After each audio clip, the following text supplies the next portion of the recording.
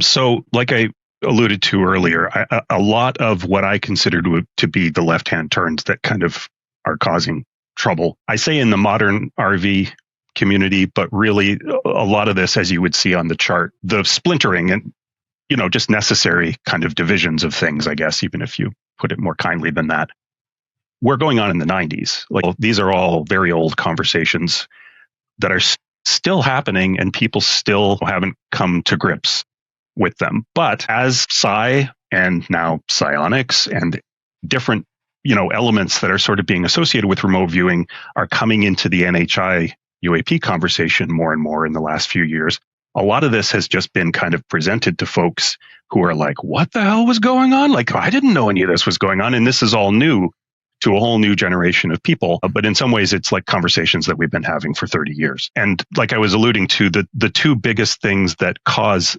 this issue are the questions in the protocol of what blindness means, what it can contribute to the conversation, and what feedback means, and how necessary is it, and what qualifies as feedback. So I guess if we tackle those, blindness is particularly interesting. It's obviously part of any experimental protocol, most kinds of experimental, in normal science. You're not supposed to know what's being worked on if you're in the guts of doing the thing. People have assumed that means, in a lot of cases, that what comes out the other end in a remote viewing sense can be relied upon, because, well, we didn't tell him what we were doing. And he's nevertheless described right up to the point that we expected he would, and then gone even further with some like crazy stuff that also happened there. So there's a weird thing to think about with blindness.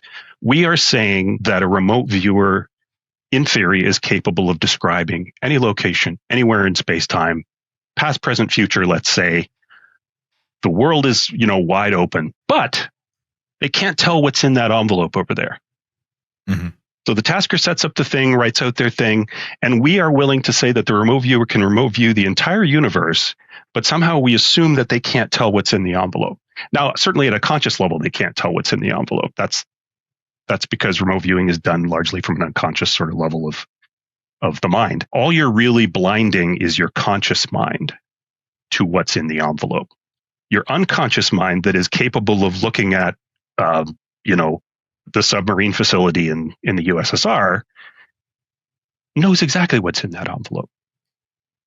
So in some sense, blindness is important to keep the conscious mind out of the way and avoid fabrication. But in the other sense, it's not doing the work that people think it's doing. So blindness by itself doesn't indicate, like we said earlier, a statistical home run. If you have 2 or 3 reviewers who see something similar and they're all blind to it, that's not by itself. By itself. And that's important for people to understand when they're hearing or looking at any kind of remote viewing stuff. Yeah. And the other part about the way the protocol is set up with the tasking and the blindness is that we got that random number that's being assigned, and we've got the text, think about this building in this particular place and blah, blah, blah, blah. And that's in the envelope. So even assuming that, let's just allow that the remote viewer unconsciously can see what's in the envelope, because they obviously can. But we know from lots of experimental data and just people's practical experience that remote viewing does terribly at reading and numbers. Specifically, you end up, when people try to do stuff like that, you wind up with what AI was doing a while ago with like trying to do a sign, and it's like, like it has no idea how to put together a thing. So people are not, remote viewers it's very unlikely that what they're doing is reading the cue. Something is getting to them. And what that something is the intention that the tasker is setting. What they write down is definitely a great way of anchoring that intention and sort of establishing this is what this number is about. It's setting that intention, but it is not the only information that is sort of mysteriously transmitted to the viewer to base their work on. The intention, this sounds dumb, but the intention is the intention. So if we've got this written down cue that says you're going to go see this building, I want to know what's going on inside the building, I want to know all this stuff, full stop. That's all it says. But the person who did the tasking privately thinks that there's a UFO in that building and thinks that there's grays locked up in the basement. That's their intention. They can avoid writing it into the queue. It still is available to the viewer. And we have to remember that. That is the gateway to all kinds of stuff happening. And Ingo called it telepathic overlay.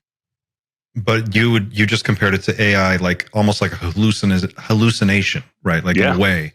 Yeah.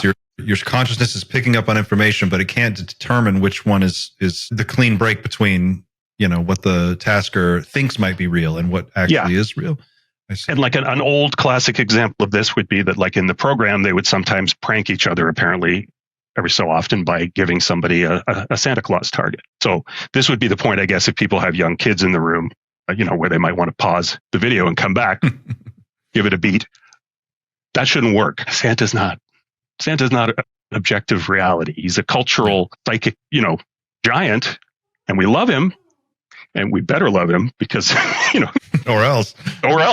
But, Santa's not real.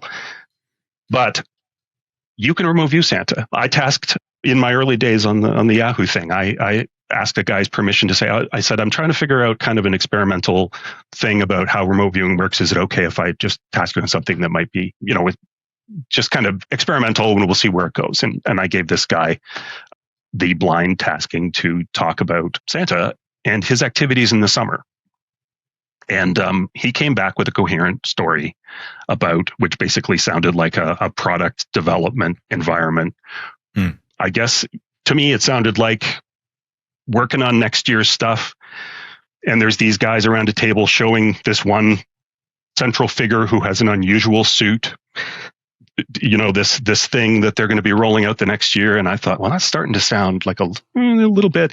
And then the guy at the end of the table just throws back his head and laughs and laughs and laughs and laughs. And I thought, good Lord, it is Santa. That's so interesting, because it's like what you're describing to me sounds intuitively like it just feels like it makes sense, right? Like there's an idea cloud, sort of in information space, subspace, whatever you want to call it, in some sort of like sub layer of reality. There's an information pool, and you can just by thinking associate different things into it, and then other people can reach into it and pull things out, but without a clear method or protocol or training or understanding it. I could see how you could make a lot of weird connections that aren't actually there. A lot of stuff can happen. And so in more modern times, the folks at the Hawaii Remote Viewers Guild decided to run an experiment. They called it the Tanner Dam Project.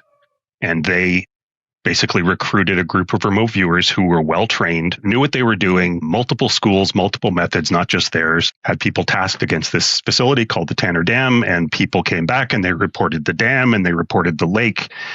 Great sessions, great feedback, great contact with the target, it seemed. People moving around in the area and so on. The results were good. People got water moving through this controlled structure and, really cool stuff like that. The problem was it wasn't real. There was no such place. There had been some notes made about what this place might be like, and they had paid somebody to paint a watercolor of this dam, and none of the viewers knew that what they were experiencing was not a real place. They reported it as a real place. It went an even weirder level, which I don't want to distract from where we're going next, but even weirder is that the movement of people that were in the town, the HRVG people had intentionally set up the movement of people as a proxy for stock market movements. Not only was it not real, but it's like there was a masked alternate layer of abstraction in this whole BS thing going on. And Daz was one of the viewers, and he was deeply, deeply troubled by this. And so back in 2017, he ran his own little project because he's like, how deep does this rabbit hole go? He created basically a target of a park down the street from his house. And it was kind of a grassy area with kind of a crossed sidewalks and so on. On his computer, in a little notepad document, he didn't draw pictures. He didn't do anything like that. He just wrote, oh yeah, by the way, while I was there, a UFO came down and burned the ground. This like 8-foot tall alien came out holding the hand of a little girl, and she was basically Goldilocks, from this kid's story. And then they left, and whoosh, and they were just gone. And 10 viewers from Daz's Facebook group worked this blind for him. They reported the park, they reported the paths, they reported the UFO, they reported the little girl. One of them even made the leap to her having a little teddy bear, which is sort of a Goldilocks Easter egg, sort of. And they didn't know that it wasn't real either. They were trying to figure out what the hell had happened to Daz. Blindness is not an insulator from getting directed by intent coming from the tasker, or this could be coming from different directions. Without feedback, you're in trouble.